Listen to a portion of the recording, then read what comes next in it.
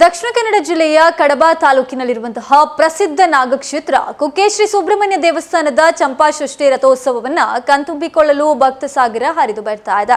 ರಾಜ್ಯದ ವಿವಿಧ ಭಾಗಗಳಿಂದ ಆಗಮಿಸಿದ್ದ ಸಹಸ್ರಾರು ಭಕ್ತರು ಶ್ರೀ ಸುಬ್ರಹ್ಮಣ್ಯ ದೇವರ ಬ್ರಹ್ಮ ರಥೋತ್ಸವದಲ್ಲಿ ಭಕ್ತಿಪೂರ್ವಕವಾಗಿ ಭಾಗವಹಿಸಿದ್ರು. ಹಾಗೆಯೇ ಚಂಪಾಷಷ್ಠಿ ಮಹೋತ್ಸವವು ಕುಕ್ಕೆ ಸುಬ್ರಹ್ಮಣ್ಯ ದೇವಸ್ಥಾನದ ಪ್ರಮುಖ ಧಾರ್ಮಿಕ ಕಾರ್ಯಕ್ರಮಗಳಲ್ಲಿ ಒಂದಾಗಿದೆ.